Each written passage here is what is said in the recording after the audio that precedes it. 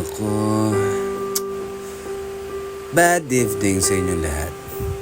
Today, kukunin natin yung nawawala kong motor simula pa noong natapos ang pasok ko sa TESDA. Sa lahat ng mga nagtatanong kung bakit ko kukunin sa mahabang panahon at bakit ko late, well, dahil pinusukan ko yung sinabi sa akin ng tropa ko na magaling daw siyang mekaniko. Pinusuhan ko yun, kaya ganun katagal kong inantay. Pero wala. Ang nangyari lang sa motor is naulanan, naarawan, natuyuan, lahat na nangyaring masama doon nangyari sa motor ko. Which is nakakasama lang ng loob. Tapos magchat-chat sa akin na magbabakasyon daw sa Davao ng 1 week, no? I-post nyo na lang kung gusto nyo mabasa, no? Tapos tatanong niya sa akin kung kukunin ko ba daw. Parang nakakabastos na.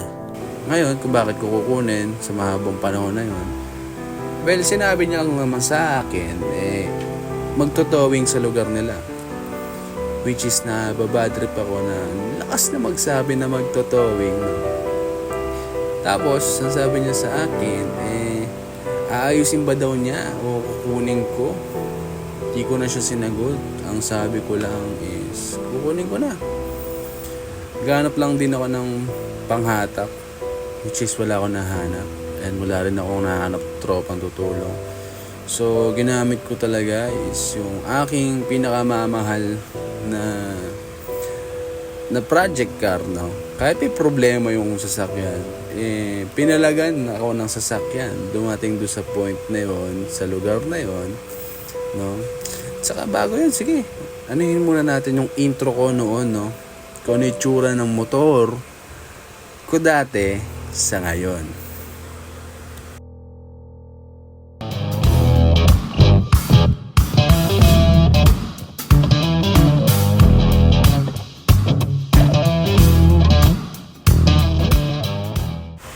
At yan na nga, no, napakita na natin yung dating intro, no. So gamitin na rin natin yung dating background kahit masakit man lang. At baka na ngayon lang din magagamit itong background na to, kasi baka rin last na pakita sa inyo ni Jose.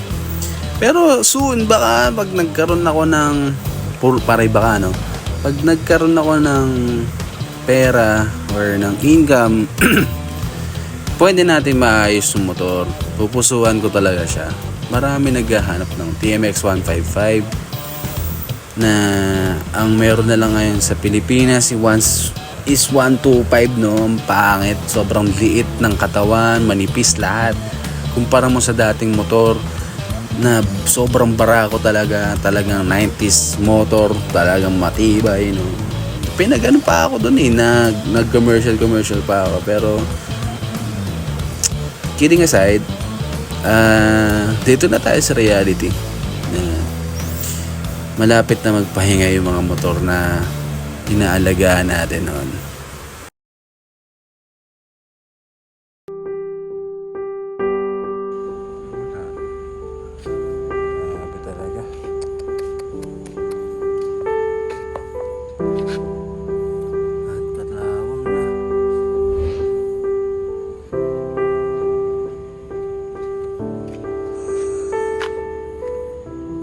Wala pati yung curb.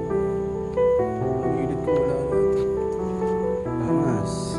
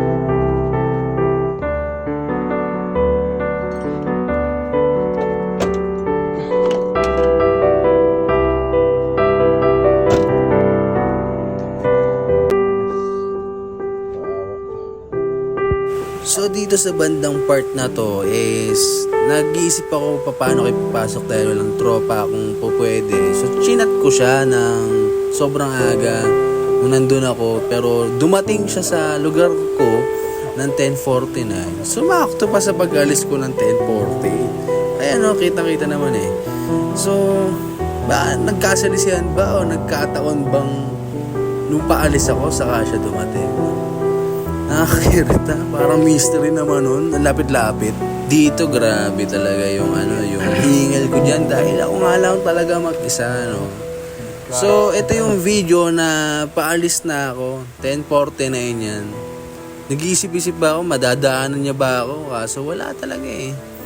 So, ang moral for today is wag masyadong magtiwala sa mga sabi-sabi lang na kahit alam natin magaling sila, pero sana wag yung magyayabang ka na gagawin mo, papaasahin mo yung tao. Tignan nyo, May. November na ngayon. Alam niyo yung tipong pigil na pigil ka magalit. Sobrang binabahan ko yung yung pride ko dito. Gusto nyo, pakita ko pa lahat ng conversation mula una hanggang dulo. Para at least malaman nyo na wala talaga akong ibang ginawa kundi intindihin siya bilang pares kami mekaniko, no? Wala. Ito, papanood ko na lang sa inyo o kaya slideshow ko na lang, no? Hindi ko napapangalanan to kaya tinatakpan ko talaga yung pangalan niya. Kayo na umusga, i-post nyo na lang kung paano nyo basahin. Hindi ko nalalagyan ng tono, baka iba yung pagkakaintindi ko, no? Kayo na bahala. Ay, buhay, may paano-ano pa siya, no? Sheesh! Inis ko dyan, no? Daming chat dyan. Ay, nainis talaga ako dyan dahil nga nakangalawang na. Grabe talaga. Kayo na umusga. Promise. So, ang moral lesson for today is next time na magyayabang kayo, sana yung tama yung iyayabang nyo. Though meron kang narating na bilang tinatawag na mechanic, kumpara mo sa akin, sana hindi mo na lang pinagyabang para at least hindi ako umasa sa dulo. So, ayun. Siguro ito na yung rant for today. Thank you sa pakikinig. Hanggang sa muli, kung makikita pa natin si Jose, pero pupusuan natin yan dahil ito yung una at dahilan kung ba't tayo nagbablog pa rin hanggang ngayon. Maraming salamat to. Hanggang sa muli.